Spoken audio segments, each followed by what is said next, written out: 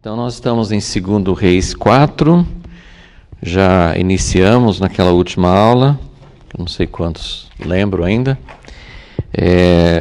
já começamos essa história da Sunamita, não temos o nome dela, só temos essa qualificação, né? Sunamita vem da cidade onde ela morava, em Sunem, que ficava no norte de Israel. Temos falado que tem várias formas de numerar os milagres de Eliseu, mas na sequência que nós estamos fazendo, estamos considerando essa história da Sunamita. Na verdade, tem 2 milagres. Então, nós estamos aqui estudando a primeira parte dessa história ainda, que é essa mulher Sunamita que não tinha filhos, e o Senhor deu para ela um filho milagroso, um filho que ela não podia ter. Aqui as escrituras não falam que ela era estéril, fala que o marido dela era idoso. Então não sabemos mais nada além disso para explicar por que ela não tinha filhos, mas era algo que até então não tinha acontecido, então foi milagroso. Então, na aula passada, a gente já falou várias coisas, vou só recapitular um pouquinho, só para vocês terem contexto, mas nós vamos focar mais em uma parte dessa história, para buscarmos algo do Senhor para nos ensinar. Mas só lembrando, assim, então, essa história toda da mulher Sunamita, que é uma das mais longas das histórias de Eliseu. Eliseu tem muitos milagres, vários milagres acontecem. Nesse capítulo 4, tem pelo menos 4 milagres, 4 milagres só nesse capítulo. Então, e nessa sequência de capítulos, essa parte aqui, capítulos 4, 5, 6, como nós temos falado, é diferente do restante das narrativas, porque normalmente, né, em Samuel, em Reis, em Crônicas, Juízes, Juízes tem algumas histórias assim, diferentes disso, mas a maioria das histórias conta sobre os governantes, sobre os reis, sobre os juízes, sobre os líderes. E essa parte da história quase nem se refere. Alguns lugares vai se referir ao rei de Israel, mas várias histórias aqui, como nós vimos, né, uma das diferenças entre Eliseu e Elias, que Elias veio para trazer a palavra de arrependimento, para trazer juízo, para se dirigir aos reis, né, principalmente Acabe e Jezabel, mas depois ele falou para mais 2 filhos de Acabe e mandou uma carta para um rei de Judá. Então a maioria dos tratamentos de Elias foi direcionada assim, para a liderança da nação. E Eliseu fez isso também. Nós já até vimos uma das histórias já no capítulo anterior, mas a maioria das histórias de Eliseu tem a ver com pessoas comuns, pessoas que não fazem parte da liderança, não foram chamadas para dirigir o povo de Israel, e é uma das coisas significativas nessa história, porque temos várias histórias na Bíblia de mulheres que não podiam ter filhos, né? Vocês podem lembrar acho que de 4 ou 5, rapidinho, assim, né? De mulheres que não podiam ter filhos, no Velho Testamento, no Novo Testamento, né? A mãe de João Batista também não podia ter filho. Então tem muitas histórias na Bíblia de mulheres que não podiam ter filhos. Essa história aqui é diferente de todas as outras, porque essa mulher Sunamita, ela não tem um papel significativo, ela não é esposa de Abraão, ela não é mãe de Samuel, ela não é uma pessoa importante e significativa na história da Bíblia, ok? Então isso é significativo, né? O fato dela não ser uma pessoa importante, isso é significativo nessa história. E vai ter 2 milagres, né? Porque primeiro ela recebe o filho, depois ela perde o filho e ganha o filho de novo. Então, tudo isso aí faz parte dessa história. Mas nós ainda vamos ficar nessa primeira parte, a primeira parte da história da mulher Sunamita, e já examinamos alguns aspectos dessa história, mas a primeira parte é do versículo 8, né, 2 Reis 4, 8, e vai até o nascimento do filho no versículo 17. Então essa é a primeira parte da história. Ainda vamos ficar hoje nesta parte, porque tem um aspecto que eu quero ressaltar mais para a gente entender o que realmente aconteceu e por que aconteceu. Então, só lembrando de alguns aspectos rapidinho. A primeira história, a história anterior, era de uma viúva que não tinha dinheiro, tinha 2 filhos, ia perder os filhos. Então, era de uma mulher que não tinha nada e tinha muita necessidade.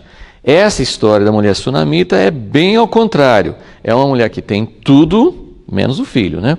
Mas ela tem tudo, ela tem marido, ela não é viúva, ela tem, o marido dela é rico, o marido dela tem propriedades, tem casa própria, tem sustento, tem tudo que precisa. Então, esse contraste é importante lembrar que o milagre anterior foi para suprir, né? Deus deu provisão para uma mulher que não tinha nada. Essa história é de uma mulher que, aparentemente, no início da história, a gente nem fica sabendo que ela não tinha filho. Nem Eliseu, que ia, né, frequentemente, né, fala que a história começa no versículo 8, eu não vou ler tudo de novo, né, mas esse começo, eu quero dar mais assim, um toque nisso hoje, porque me chamou muita atenção e eu creio que é algo que Deus quer trazer a nossa atenção. Então, no versículo 8 diz que certo dia Eliseu foi a Sunem, onde havia uma mulher rica, que o constrangeu. Algumas traduções falam que insistiu com ele para que ele comesse. Então, não sabemos as circunstâncias, como é que Eliseu viu essa mulher, como é que ela teve essa oportunidade de convidá-lo para comer, mas o detalhe aqui que o Espírito Santo deixou para nós assim, bem claro é que ela fez algo, assim, foi uma iniciativa, não foi que ele já estava lá mesmo, ou que ele ia ficar mesmo na casa dela, não, ela insistiu com ele para comer. Eu sou da opinião assim, que cada detalhe nas Escrituras está ali por uma razão. Nada assim, isso aqui é um detalhe que não tem importância nenhuma. Eu posso não entender, eu posso não descobrir, mas que tem uma razão, né? As medidas, as quantidades, as datas, o quanto de tempo, todas as coisas nas Escrituras têm significado. E isso é maravilhoso e a gente vai descobrindo aos poucos, né? À medida que Deus revela. Mas o fato desse detalhe está aqui, que ela insistiu com ele. Então toda a história, veja bem, essa história, né, você já sabe qual o fim, assim, essencialmente ela vai ganhar um filho, depois o filho morre e depois o filho ressuscita. Então essa é a síntese da história. Mas toda essa história começa por causa disso aqui. Como a gente já notou, muitas histórias na Bíblia, no Eliseu tem muitas semelhanças com Jesus. Jesus também fazia isso, né? Atendia as pessoas comuns. Jesus não veio só para falar com líderes, ele falou com líderes também, mas Jesus veio para se misturar com as pessoas comuns, ele veio para compadecer de necessidades. Então, muitas pessoas, como o cego Bartimeu e tantas outras pessoas que tiveram um encontro com Jesus, tiveram um encontro porque tinham necessidade. Eles tinham uma necessidade, como a primeira viúva desse capítulo, a viúva da história anterior. Então, muitas pessoas, e isso não é uma coisa ruim, eu não estou vendo nessa história o fato dessa mulher não ter necessidade, não significa que Deus não quer atender, não quer ministrar, não quer se encontrar com pessoas que estão em necessidade. Aliás, a maioria das histórias são de pessoas necessitadas. Mas essa história é diferente e nos chama atenção porque essa é uma mulher que não tem necessidades e que ela toma uma iniciativa. Ela toma uma iniciativa para receber o profeta, e isso que eu queria ver com vocês mais um pouquinho hoje. Então, a primeira coisa que acontece, ela insiste com Eliseu. Nós não sabemos se ela conhecia Eliseu, porque a próxima, assim, o restante do versículo fala assim, então que todas as vezes que passava por lá, ele entrava para comer. Então, algo aconteceu, né? A gente pode, as pessoas no Brasil são assim, as pessoas no Oriente Médio são assim, isso não é uma coisa assim diferente nessa mulher. Essa mulher é hospitaleira, mas isso é costume, era naquela época, é hoje, não é assim, ela é uma mulher hospitaleira, mas a Bíblia está chamando atenção para esse fato. Tem algo aqui que desencadeou uma série de acontecimentos. Então, ela insistiu com Eliseu para comer lá, e ele se sentiu tão aceito, tão à vontade, tão recebido, que a Bíblia diz, né, até brinquei, né, assim, que ela insistiu com ele para comer, e daí, assim, ele não saiu mais da casa dela, né? A gente podia até pensar, nossa, né, ela podia falar assim, puxa, o que eu fiz, né? Eu chamei uma vez, insisti, agora todas as vezes ele vem, mas na verdade ela queria isso, né? Então, todas as vezes que ele passava por lá, ele entrava para comer. E tanto é que ela queria, então agora vem o próximo passo, versículo 9. Então, primeiro passo, convida para comer, insiste, parece que ele não queria, sei lá, ela precisou insistir com ele. Tem até vem à nossa mente aquela imagem, né, dos dois discípulos no caminho de Emaús, né, que insistiram com Jesus para parar na casa deles e comer, foi ali que ele se revelou a eles. Então tem essa coisa assim de hospitalidade comum, natural, que às vezes as pessoas nem, né, assim, vem, entra, e a pessoa sabe que está sendo hospitaleiro, mas não é o caso, não quero incomodar, mas eles insistiram no caminho de Emaús e ela também insistiu com ele. Então tem essa conotação de alguém que realmente quer. Não é uma hospitalidade comum, é uma hospitalidade insistente. E da primeira vez não sabemos, mas agora no versículo 9 a gente percebe, né, e até vem à minha mente, será que ela sabia quem era Eliseu? Será que ela sabia? Porque olha como ela fala no versículo 9. Disse ela a seu marido, vejo que este que passa sempre por nós é santo homem de Deus. E até comentamos sobre o fato assim, de que esse termo homem de Deus, que é usado bastante vezes na Bíblia, em torno de 75 vezes, foi mais usado de Eliseu do que de qualquer outro homem na Bíblia. Então, umas 28 vezes, parece, foi usado sobre Eliseu, né? Um homem de Deus. Então, vejo que este, que passa sempre por nós, é santo homem de Deus. O que nós vamos fazer? Ela fala com o marido. O que nós vamos fazer? A gente tem convidado, a gente convidou uma vez e ele está sempre passando.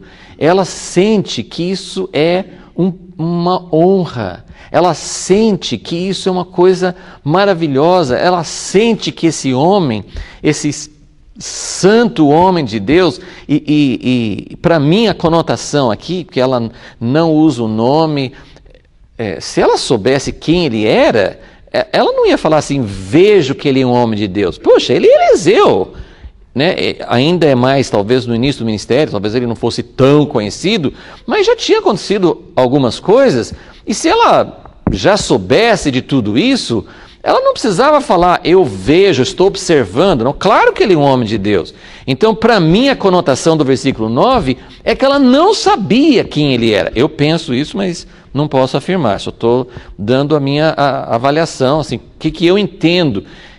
Quando eu leio esse versículo, assim, eu vejo que é um homem de Deus. Então, como eu falei assim, ele pelo menos com ela, ele não tinha dado uma profecia, ele não tinha curado ninguém, ele não tinha feito nada. Ela viu nele um homem de Deus simplesmente pelo fato dele passar na casa dela e comer junto com ela e o marido. Então, ela via nele um homem de Deus.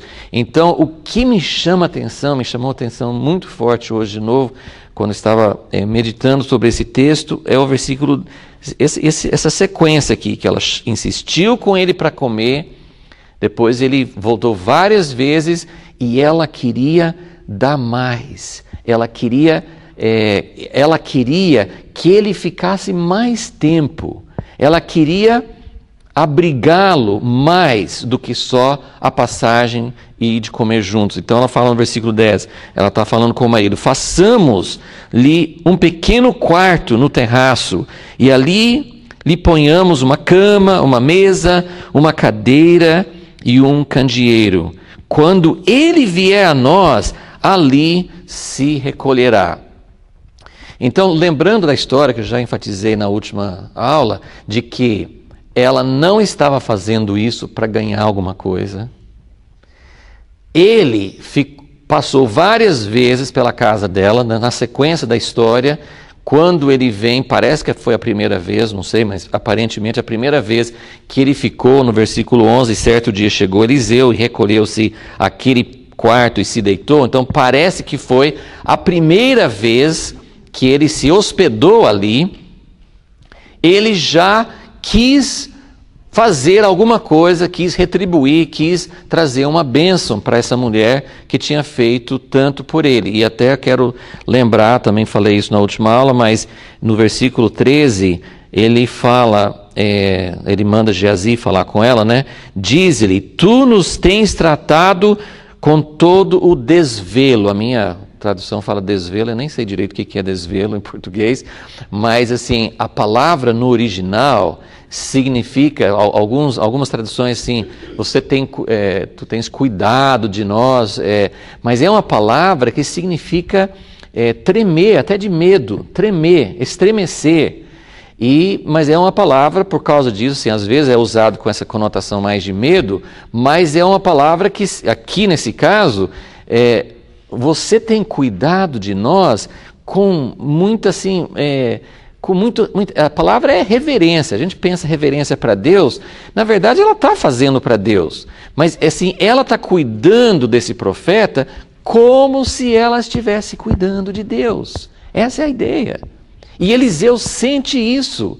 E ele fala assim: você tem feito tanta coisa, você está fazendo com cuidado, e obviamente, assim como ela via nele o homem de Deus sem falar muita coisa, com certeza Eliseu, ele está percebendo nela uma pessoa, todo o jeito, todos os gestos dela, a maneira de tratar, ele está vendo algo que vai além da hospitalidade comum. Ele vê alguém que está cuidando dele com esse cuidado. Essa palavra aqui, assim, a hora que eu descobri o que significa, eu fiquei impressionado, porque é como se ela estivesse, não aquele medo assim, o que esse homem vai fazer se eu fizer alguma coisa errada. É um temor de querer fazer o melhor. Como é que você cuidaria de Deus?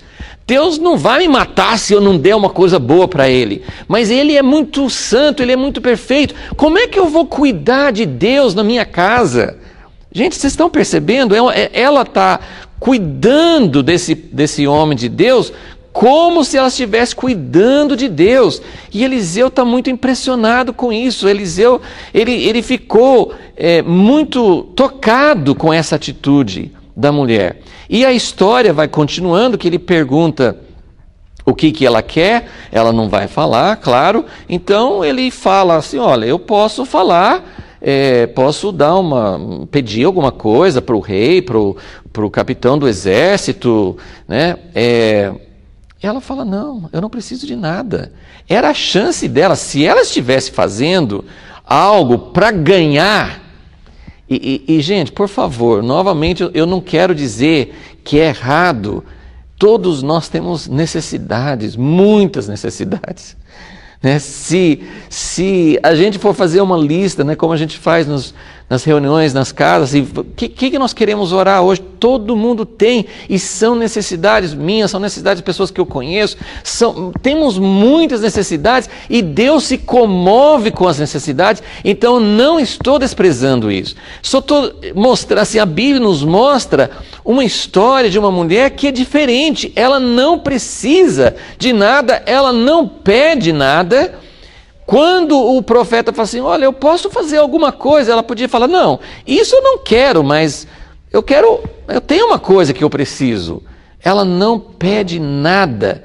Então, até tem essa coisa assim, ela até guarda uma distância, porque Eliseu fala com o servo dele, o servo fala com a mulher, assim, até um negócio meio estranho, ele está na casa dela, por que ele não fala com ela? Mas fica essa coisa de respeito, de protocolo, sei lá.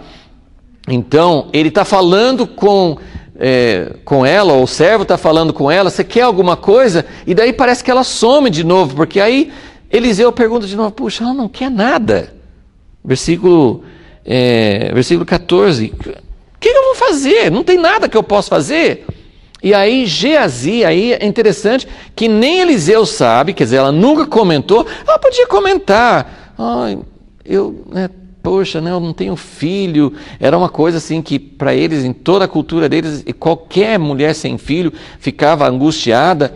Então ela podia ter comentado alguma coisa, ela nunca tinha nem comentado. Eliseu não sabe que ela não tem filho.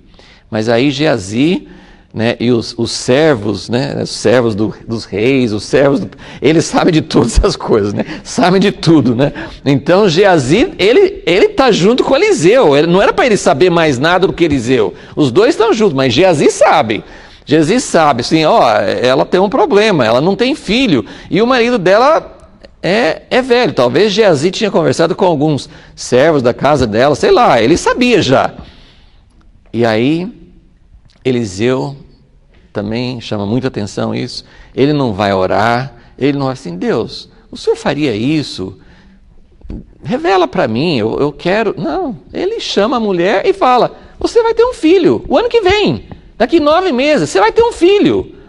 E a mulher responde, até parecendo incrédula, mas é uma reação assim, porque era uma coisa muito doída para ela, muito importante, muito angustiada. Ela falou assim, meu Senhor, não brinque comigo.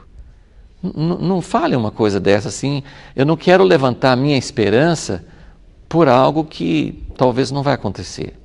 Mas o filho veio. Né? No versículo 17, o filho veio conforme Eliseu tinha falado.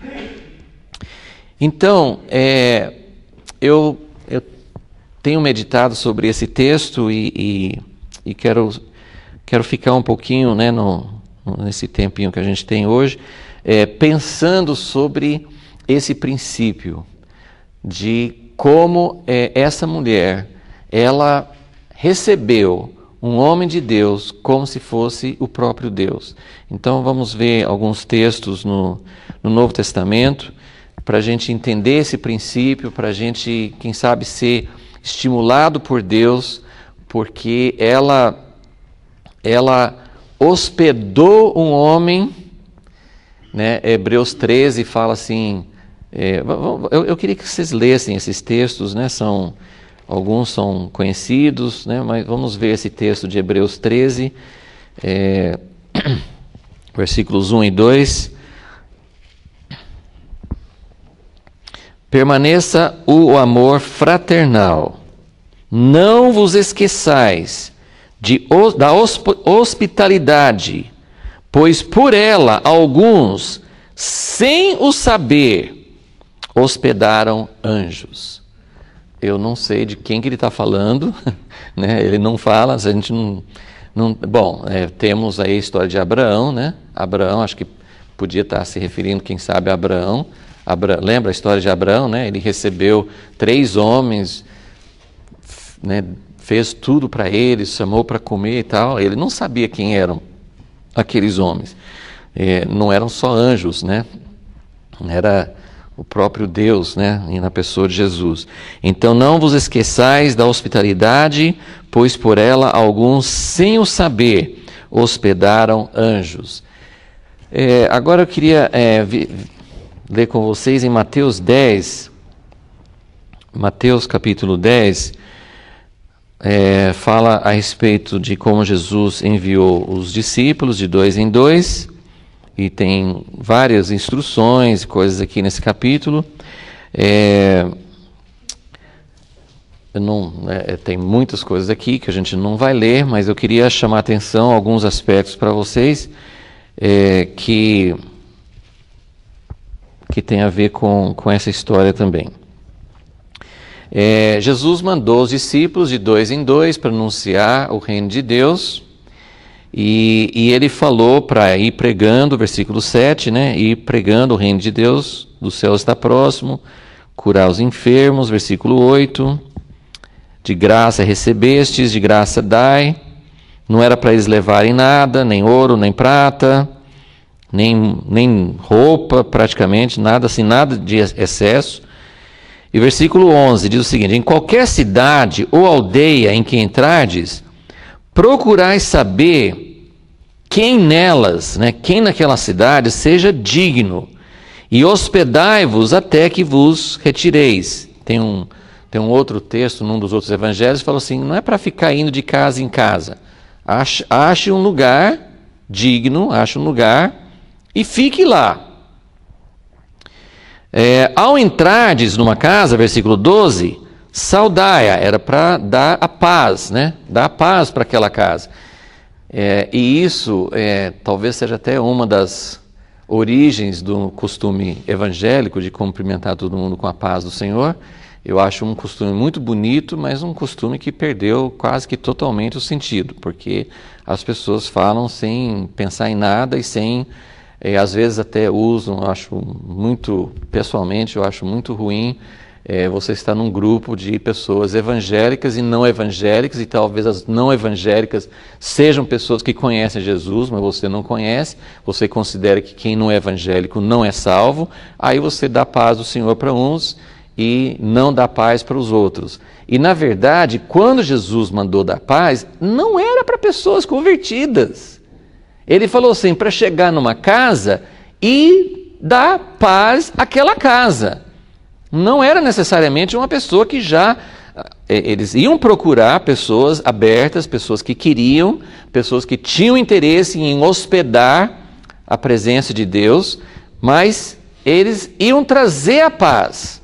E tanto é que essa paz talvez não seria aceita, que ele diz o seguinte, versículo 13, se a casa for digna, em Lucas ele fala assim, se houver ali um filho da paz, mas não era uma pessoa convertida, era alguém que queria, alguém que estivesse aberto, né?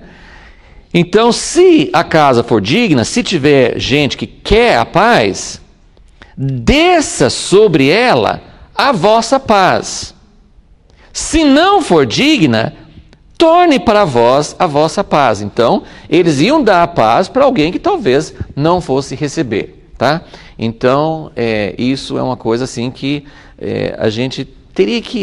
Deus teria que nos mostrar como fazer isso, não através de um costume, não é uma palavra, não é uma fórmula que vai trazer paz para alguém, mas de alguma maneira a gente precisava realmente entender como é isso. Jesus queria que trouxesse paz para aquela casa, era possível a pessoa não querer, mas o desejo de Deus é trazer a paz.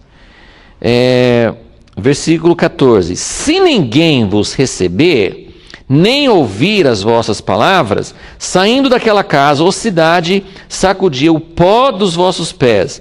Em verdade vos digo que no dia do juízo haverá menos rigor para Sodoma e Gomorra do que para aquela cidade.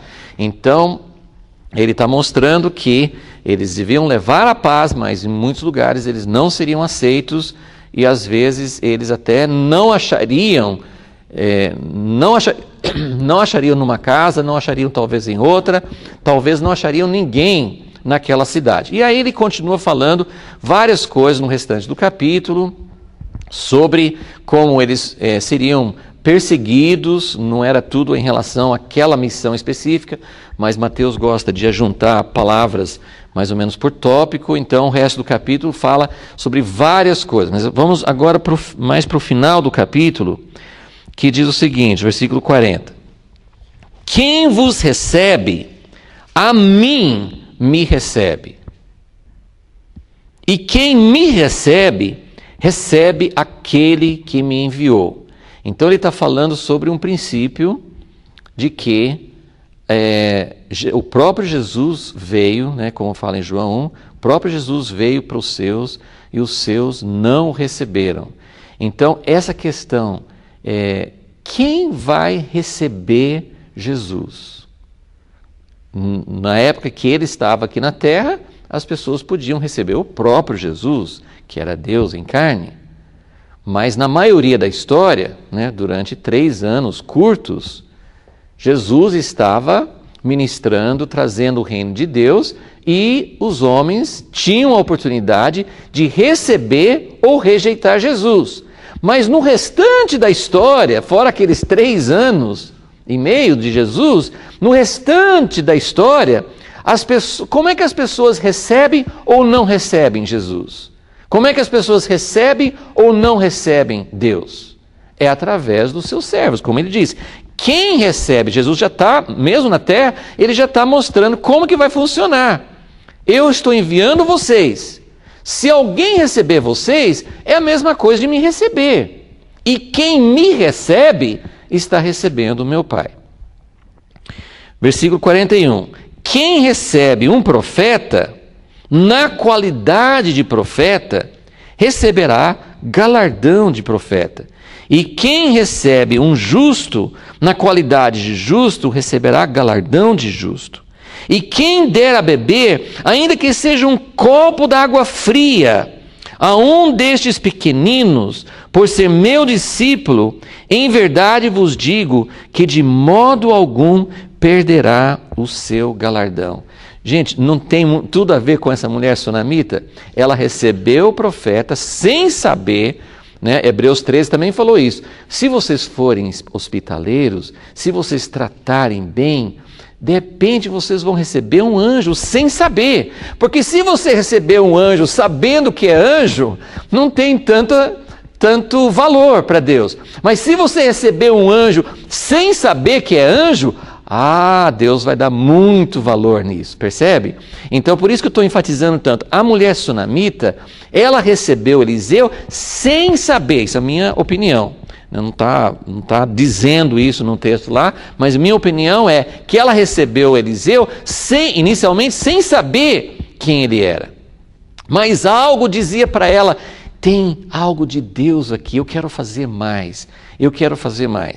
Então, é um assunto difícil da gente dizer como funciona. Deus não está falando que é para receber só servos dele. No caso dos discípulos, eles iam na casa das pessoas, mas eu estou falando também sobre receber. Se nós, aqui está dizendo, se você recebe um profeta, como profeta, não é título, né? Não é uma questão de título. A mulher recebeu Eliseu porque ela viu Deus nele, mas ela recebeu antes mesmo de saber que Deus estava nele. Então tem tudo isso, nós devemos receber todas as pessoas, nós devemos tratar todas as pessoas com dignidade. Eu não sei como fazer isso, eu fico sempre em luta interior quando eu vou atender uma pessoa no meu portão. Como que eu vou tratar essa pessoa? O que eu posso dar? Eu estou pegando aquela pessoa que dorme na rua, eu estou trazendo dentro da minha casa, eu não aprendi como fazer isso. Eu sei de pessoas que fazem isso, né? Mas eu não sei exatamente como fazer isso. Mas existe algo que nós devemos fazer para qualquer pessoa, no mínimo tratar a pessoa com dignidade, no mínimo tratar a pessoa como uma pessoa importante, não tratar a pessoa com, tá aqui, pega essa aqui e vai embora, deixa, eu estou fazendo outra coisa, me deixa em paz. Como que nós estamos? Você trataria uma pessoa importante daquela maneira? É isso que ele está dizendo. Você vai tratar uma pessoa sem saber quem ele é, mas você vai tratar com cuidado. Agora, aqui está dizendo especialmente, e isso me chamou bastante atenção, quero mostrar um ou dois outros textos, onde tem algo especial. Nós não sabemos quem é discípulo de Jesus, nós devemos tratar todas as pessoas assim, entendem? Agora, tem algo especial, porque se nós queremos hospedar, eu estou usando essa palavra hospedar, tem ficado mais vivo, porque tem um livro que recomendo para quem ainda não leu, que se chama A Presença. Não sei se alguns já viram, sim, mas é um livro maravilhoso. Foi traduzido em inglês, e o inglês, o título não é só A Presença. No inglês, o título é Hospedando a Presença de Deus. Então, não é aquela coisa assim, Deus, eu quero a tua presença, uma experiência passageira.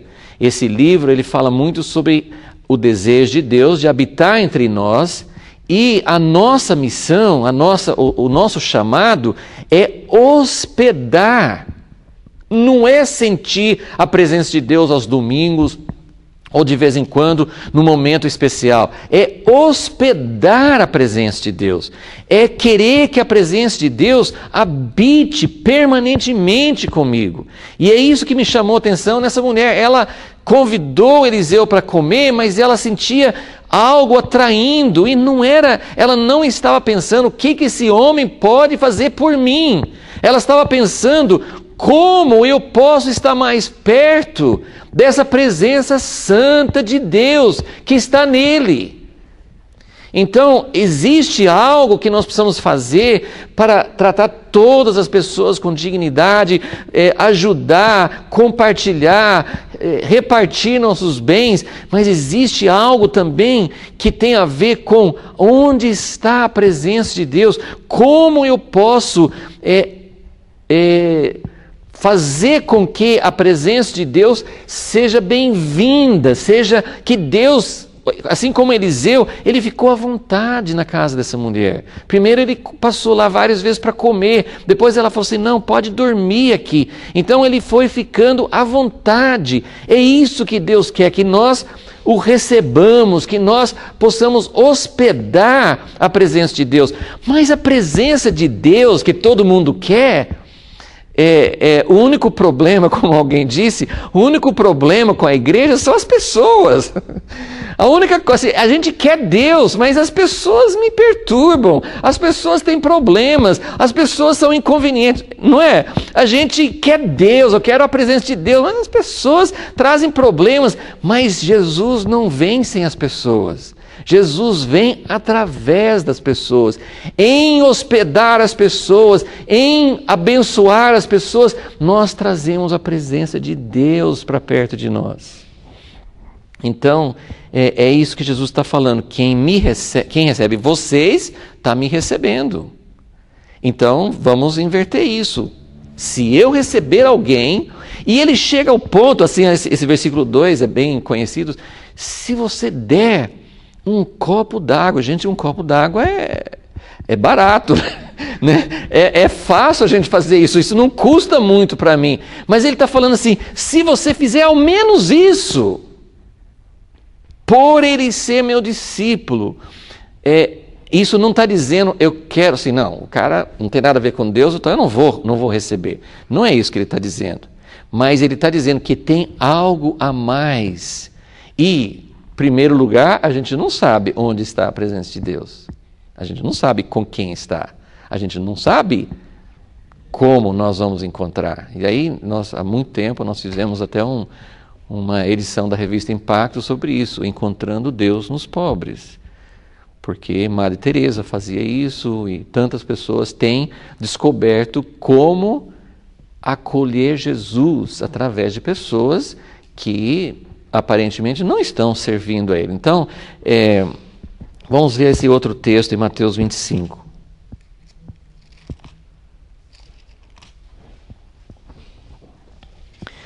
Mateus 25 tem 3 parábolas, mas na terceira parábola é aquela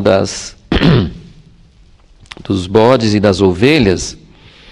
Então,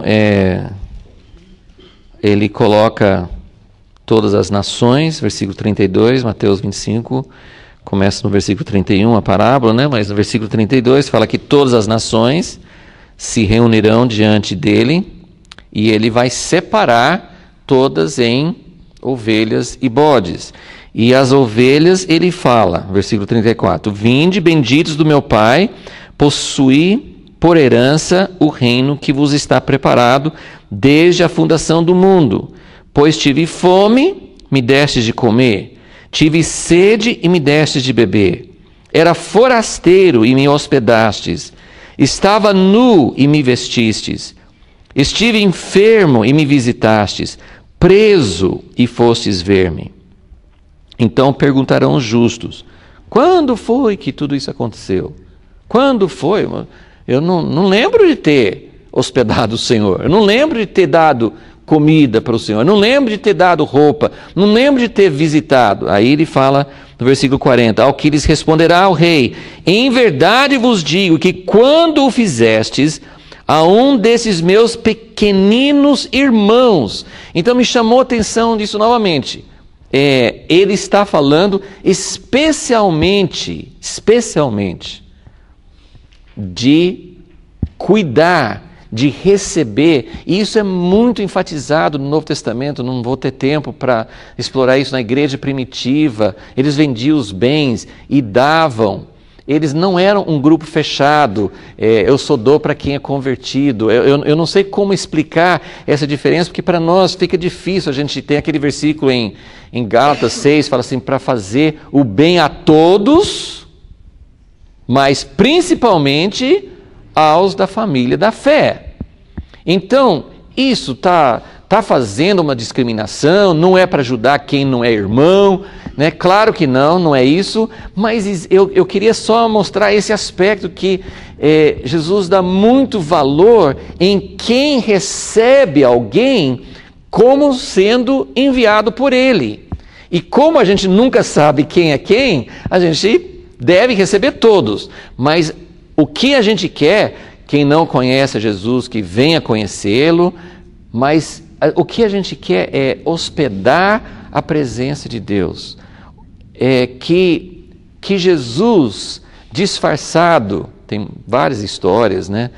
Algumas verdadeiras, algumas lendas. Tolstói tem uma história bonita, que nem lembro dos detalhes mais, de como parece que um sapateiro recebeu revelação, falou no sonho, sei lá, que ele ia receber Jesus, e ele ficou o dia inteiro pensando que ele ia receber Jesus, e passava ele ajudava, passava outro, ajudava, mas cadê Jesus? Jesus não vem, falou que vinha e não vem, né? E aí no fim do dia ele descobre que Jesus tinha visitado ele várias vezes durante o dia através daquelas pessoas. E tem muitas histórias bonitas sobre isso. Então a gente não sabe onde Jesus está, mas esse é enfatizado aqui, que é desses meus pequenininhos irmãos. Depois ele fala a mesma coisa com os bodes, com as pessoas que não trataram Jesus assim. Eles também perguntam, mas quando foi que a gente não fez isso? E aí no versículo 45 ele fala, todas as vezes que o deixaste de fazer a um destes pequeninos. Daqui ele não fala irmãos, né? Mas é enfatizado no texto que tem a ver com receber, com tratar, tem a ver com a gente cuidar, se interessar, orar por pessoas que estão passando por perseguição, missionários, por pessoas próximas, por pessoas longe. Tem muitas e muitas aplicações que todo mundo já sabe como fazer, mas há algo aqui que eu creio que Deus quer nos mostrar, que nós... É algo que está acima. No Novo Testamento não falava assim, gente, tem líderes, tem pastores. Eu falo essas coisas com muito temor, que eu não estou querendo criar uma atitude crítica, não estou querendo falar contra ninguém. Eu só estou falando assim, no Novo Testamento é muito enfatizado isso, nós devemos acolher nossos irmãos. Na igreja primitiva não tinha ninguém necessitado, porque as pessoas estavam constantemente repartindo o que tinha com todos. Então, isso de receber, de tratar um outro irmão, uma irmã, alguém em necessidade, como se fosse o próprio Cristo, isso é muito, muito forte. Ok, agora eu quero falar sobre, isso aconteceu durante a vida de Jesus, então as pessoas estavam fazendo isso com Jesus, mas tem uma história muito bonita sobre hospedar Jesus no Novo Testamento. Alguém está lembrando de quem estou pensando? Né? Não eram discípulos, não eram pessoas importantes, né? Alguém tinha uma família no tempo do Novo Testamento que hospedava Jesus, e Jesus ficava muito contente na casa deles. De quem que eu estou falando? Marta e Maria, né? E Lázaro, né? Então, vamos ver primeiro em Lucas capítulo 10, porque isso pode também nos inspirar, e lembrando então que o hospedar Jesus hoje,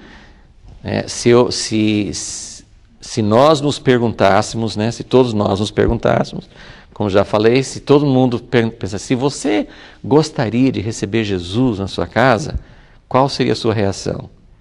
Né? Provavelmente um misto.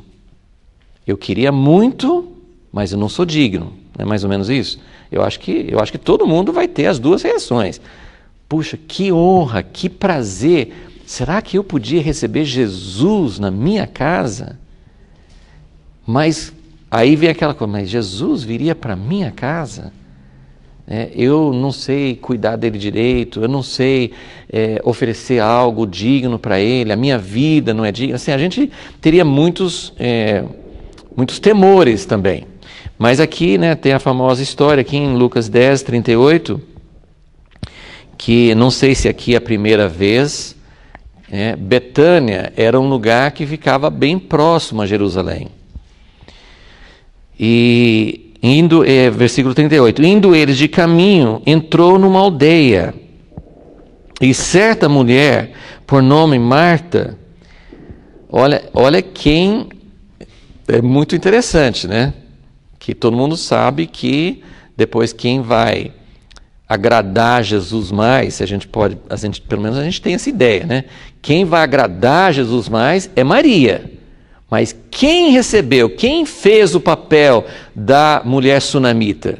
Quem provavelmente insistiu, Jesus, vem, fica aqui, come aqui com a gente? Eu acho que foi Marta, porque Maria, ela é mais retraída, mais assim, você não vê Maria já na frente. Marta é aquela assim, vem Jesus, vem aqui dentro, fica aqui, vou fazer um almoço tal, assim. Essa é a Marta. E Marta fez Jesus se sentir bem na casa dela. Então a gente não pode pensar só no que vem depois. Ah, Marta, você está cuidando de muitas coisas, mas só aquela outra que é necessária. Faz parte, mas Marta o recebeu em sua casa. Tinha esta uma irmã chamada Maria, a qual, sentando-se aos pés de Jesus, ouvia a sua palavra. Então, até hoje a gente fica discutindo, sim, mas não pode ser só Maria, tem que ser Marta também e tal. A gente pensa muito sobre os papéis diferentes e tudo, mas claro que aqui, essa história aqui, Jesus depois fala com Marta, olha Marta, né? Marta teve uma atitude errada, né? Assim, que ela estava fazendo o papel dela, mas ela queria que Maria também, né? Assim, talvez Marta até tivesse, assim, Maria, venha, vamos trabalhar juntos, depois do almoço nós duas vamos sentar aos pés de Jesus. Não sei se Marta pensou assim, mas de qualquer forma, né, ela teve aquela atitude assim, Jesus, fala com Maria para me ajudar. E Jesus fala assim, Marta, você está distraída, você está preocupada, você está focada em muitas coisas, mas na verdade o que me faz querer vir aqui não é o almoço. O que me faz querer vir aqui, claro, Marta estava fazendo isso, essa atitude foi boa para Jesus, mas o que Jesus queria era essa atitude de Maria. Então a gente aprende isso. Mas eu queria só chamar a atenção para agora, antes de ler em João que fala mais sobre essa família, mas vamos ver aqui em Mateus 21, uma coisa assim bem interessante é que Jesus, ele principalmente no final, pouco antes da morte dele, ele ia para Jerusalém,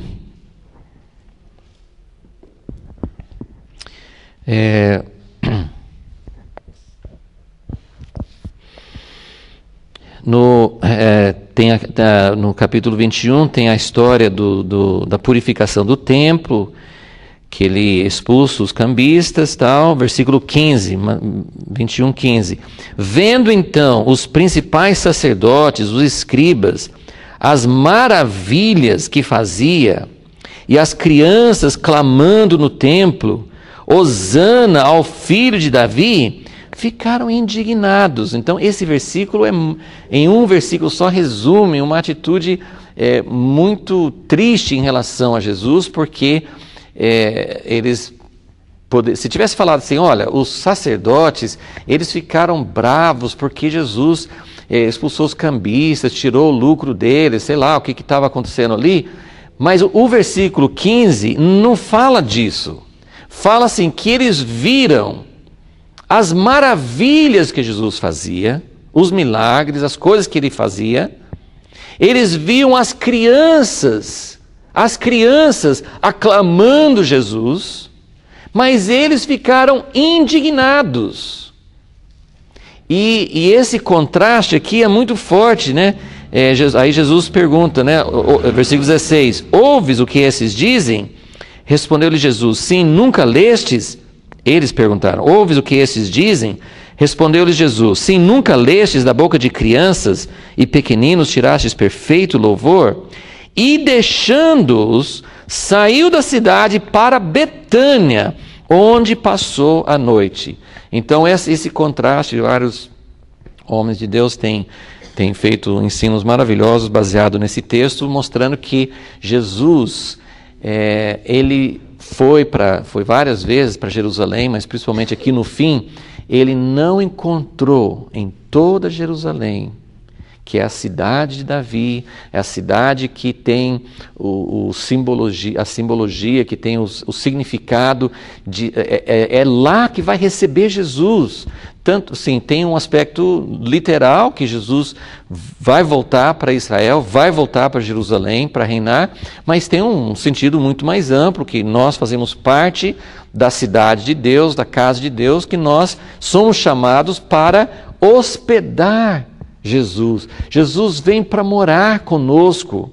Então Jerusalém tem esse significado, mas Jesus veio para Jerusalém. Jesus estava falando, ele acabou de expulsar os cambistas do templo, dizendo: não façam da casa do meu Pai um lugar de comércio. Esse aqui é para ser um lugar de oração, esse aqui é para ser um lugar para a presença de Deus. Vocês transformaram a casa do meu Pai, o zelo da casa de Deus consumiu Jesus, porque ele queria que Deus tivesse um lugar para habitar. Então, os sacerdotes, os responsáveis pelo templo, não aceitaram as palavras de Jesus, não aceitaram a repreensão, ficaram bravos, e aí tem essa frase tão dramática, tão comovente, que Jesus é como se ele não achasse em toda Jerusalém um lugar para ficar. Então ele saiu de Jerusalém e foi para Betânia. Será onde que ele foi? Né? Para onde que ele foi? Foi, com certeza, para a casa de Marta, Maria e Lázaro. Inclusive, depois, outros evangelhos vão falar sobre isso depois. Então, de manhã ele voltou. Ele não estava indo embora de Jerusalém porque ele não tinha mais nada para fazer lá. Ele dormia em Betânia, mas depois ele voltava para Jerusalém. Então, essa coisa de criar um lugar para Jesus ser abrigado. Agora vamos para o Evangelho de João. Só para a gente pegar mais, assim, é um assunto extenso, mas eu só queria chamar a atenção para alguns fatos aqui, para a gente pensar nesse aspecto de convidar, de hospedar Jesus, né? O que essa família tinha feito, né? Então, em João 11, vai contar a história de Lázaro, que morreu. Versículo 1, João 11, 1, estava enfermo, certo Lázaro, de Betânia, aldeia de Maria e de sua irmã Marta. Esta Maria, cujo irmão agora estava doente, era a mesma que ungiu o Senhor com bálsamo. Na verdade, isso não aconteceu ainda. Vai relatar no capítulo 12, que vem depois. Mas estava identificando quem é essa Maria. Aí falaram, né, mandaram mensagem para Jesus, tal, mas eu queria mostrar o versículo 5. Essa família, então, outra vez, a gente pensa, Jesus veio, como Deus mandou Eliseu também, para pessoas comuns. Não é porque a pessoa é importante ou não importante que vai chamar a atenção de Deus, mas a gente fica pensando, se Marta e Maria não tivessem acolhido Jesus, se não tivesse já um relacionamento com Jesus, será que teria acontecido a ressurreição de Lázaro? Porque a história é muito clara aqui, versículo 5, Jesus, eles mandaram falar com Jesus. Primeiro sim, se não tivesse esse relacionamento, eles poderiam talvez, tinha outras pessoas que mandavam, chama Jesus, a gente tem, meu servo está doente, minha filha está doente, sei lá, eles falavam com Jesus. Mas eles tinham um relacionamento. Só que quando eles começaram um relacionamento, assim com a mulher sunamita, não tinha nada, eles não estavam recebendo Jesus porque precisavam. Entende o que essa história está mostrando? Depois vai acontecer esse grande milagre, um dos maiores milagres, talvez o milagre que mais chama atenção na vida de Jesus. Ele ressuscitou outros mortos, mas nenhuma das 3 ressurreições é tão forte como essa história de Lázaro, né? E com certeza é um milagre, ficou 4 dias morto e tal. É um milagre que chama muita atenção. De onde veio esse milagre? Veio de um relacionamento de hospedar Jesus. Então, versículo 5 diz isso de uma forma muito simples. Jesus amava. Agora, outra vez, os detalhes não são por acaso. Quem ficava aos pés de Jesus? Maria. Jesus amava todos, mas por alguma razão, nem o nome de Maria é citado no versículo 5. Quem que Jesus amava? Marta, porque ela era como se fosse assim, ela era cabeça, ela era a iniciativa, ela era a pessoa que mais aparecia, com certeza, era ela que chamava Jesus, era ela que fazia Jesus se sentir, mas vem Jesus, fica aqui conosco, insistia. Então Jesus amava Marta e sua irmã e seu irmão, mas é quase como se fosse, ele amava, lógico, né? Ele amava Maria por causa de Maria, ele amava cada um, né? Mas assim, a ordem aqui eu acho que é significativa, né? A ordem é algo assim, interessante. Jesus amava Marta e sua irmã e Lázaro. Agora vamos lá para o capítulo 12. Capítulo 12, versículo 1, diz assim: 6 dias antes da Páscoa. Que Páscoa é essa? Houve várias Páscoas, né? Jesus ministrou durante 3 anos, mas houve várias Páscoas, mas essa aqui é a Páscoa, é a Páscoa da morte de Jesus. Então, capítulo 12 de João seria assim, você poderia dizer de outra forma, 6 dias antes de Jesus morrer. 6 dias antes da Páscoa, Jesus chegou a Betânia. Por que ele está indo para Betânia? Porque lá ele é hospedado, lá ele é recebido, lá ele se sente bem. Irmãos, eu tô, assim, isso me impressionou. Eu assim, não estou falando de algo que eu sei fazer, que eu faço. Eu estou falando assim, isso é maravilhoso, isso é tremendo. A mulher sunamita ela desencadeou muitas coisas na vida dela e da família, porque ela quis hospedar o profeta de Deus, né? E ela fez isso porque ela queria Deus mais perto dela. Então, tem as duas coisas. Você não faz só para as pessoas, mas também você não fica pensando assim, Deus, eu quero o Senhor na minha vida, mas não quero me envolver com outras pessoas, né? Você percebe, tem dois extremos, né? Como em todas as coisas. Eu posso fazer as coisas para as pessoas, para tratar bem as pessoas, para ser bem elogiado pelas pessoas. Eu estou querendo mostrar, nós fazemos para as pessoas, nós amamos as pessoas, devemos amar as pessoas, cuidar das pessoas, mas no fundo, como que a gente consegue amar, receber e tratar bem as pessoas? Isso não está dentro de nós. Nós fazemos isso porque nós estamos fazendo para Jesus. Assim, um grande amigo meu perdeu ano passado a esposa, depois de 3 anos lutando contra o câncer. Assim, ele me contou algumas coisas assim, do que aconteceu nessa experiência.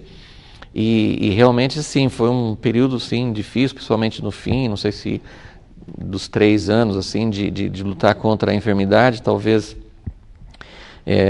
com certeza assim, mais o último ano, assim, ela precisava de muitos cuidados. Ele falou que ele quase não dormia à noite, cuidando dela, assim, e ele falou assim, que o que mantinha, assim, a esposa, isso é esposa, não é uma pessoa estranha, né?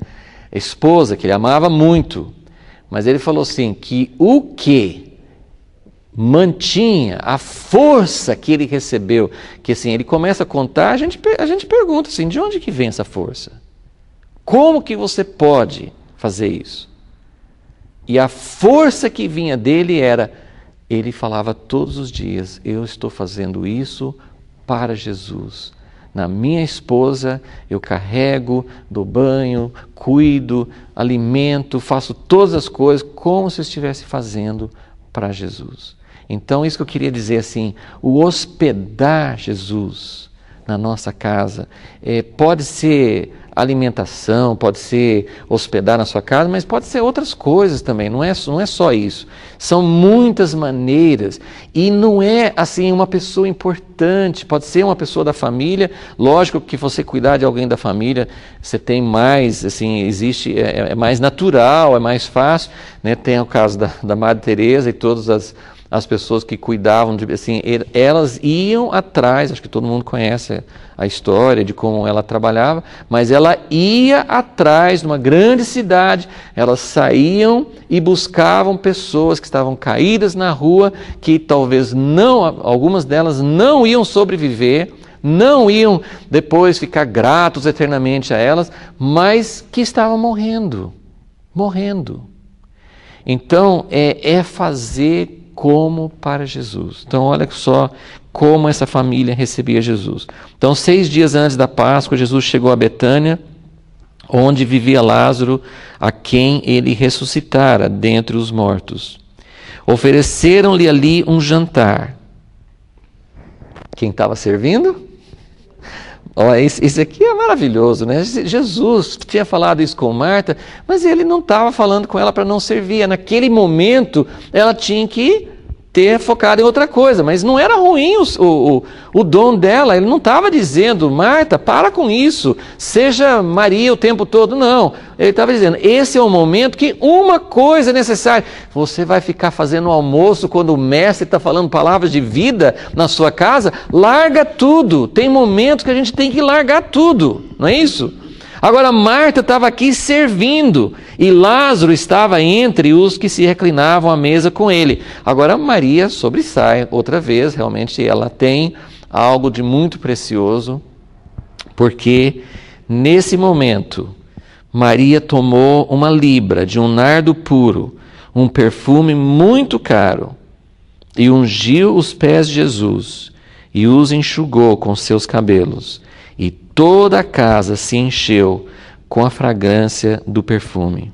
E aí, falaram, essa história é contada nos outros evangelhos e não fala quem é. Mas aqui nós descobrimos que é Maria, irmã de Marta, que faz isso, ela pega algo muito caro e as pessoas falam assim, mas que desperdício. Que desperdício. Aí eles começam a ficar com dó dos pobres. Podia ter dado isso aqui para os pobres, né? E aí você tem as duas coisas, porque aí Jesus fala. Dá licença. Aí você tem essa situação em que fala assim, os pobres vocês vão ter sempre com vocês, mas na verdade, nos pobres você vai encontrar Jesus. Porque agora, hoje eu não quero dar, eu não quero desperdiçar meu perfume, aquilo que eu tenho de mais precioso, eu não quero dar para os pobres, mas hoje é para os pobres, porque onde você vai achar Jesus? Né? Com Jesus, aqui, estava em outro lugar, fala que estava preparando, ungindo por causa da morte, né? Aqui ele fala, né? Versículo 7, né? Ela guardou esse perfume para o dia do meu enterro, né? Então, é isso, gente. Tem muitas coisas que a gente poderia meditar sobre isso, mas eu só quis trazer assim à tona esse pensamento, né? Que assim como a mulher sunamita, como ela cuidou de Eliseu, isso foi algo que tocou no coração de Deus. Tocou profundamente no coração de Deus, né? Ela fez aquilo com temor, ela fez aquilo com reverência, ela fez aquilo com muita sinceridade e sem pedir nada a Deus por isso. É uma entrega, é um derramar, e é isso que vai fazer com que a presença de Deus venha sobre nós, né? Deixa eu só ler esse texto em João capítulo 1.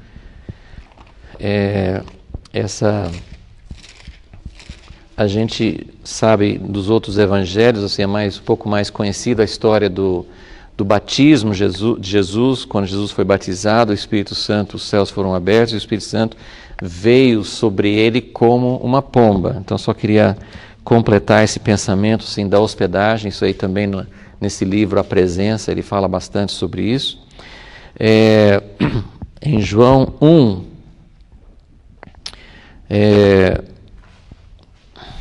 versículo 32. Então, João testificou, dizendo, eu vi o Espírito descer do céu como pomba. E qual que é o verbo que fala na sua Bíblia? O Espírito Santo desceu e fez o quê? Repousou. A minha fala permaneceu. É habitar, é ficar para sempre.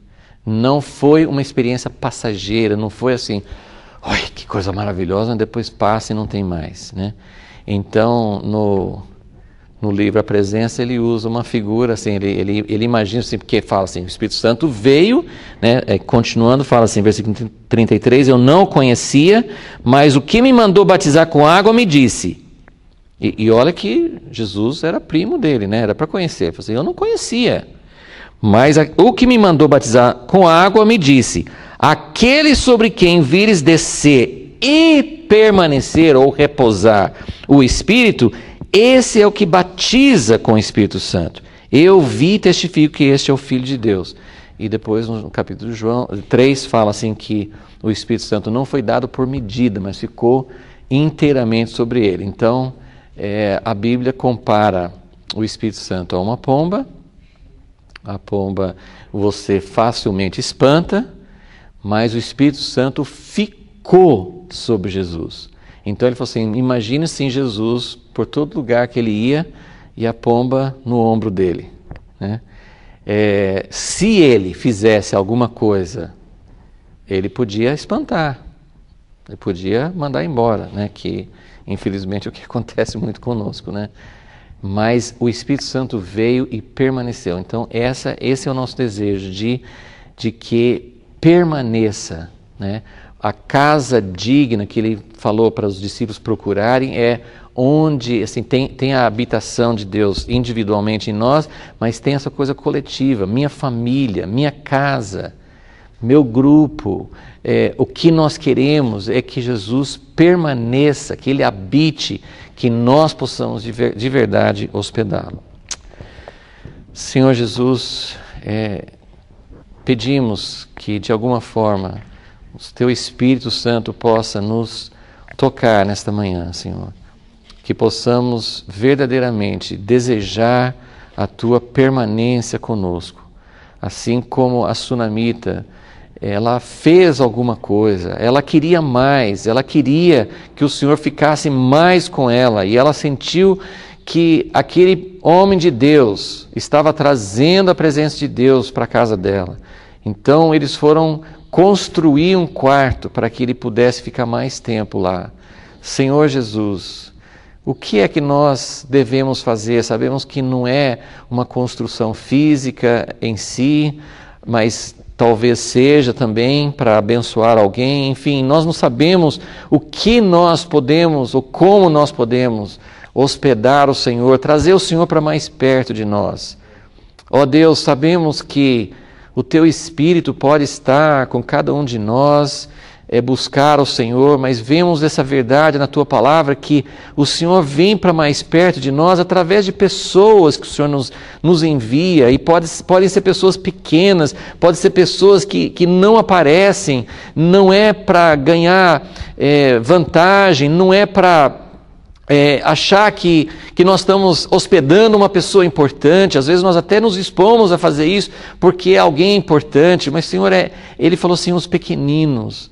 Então, Senhor, ajuda-nos a ser como Marta, como Maria.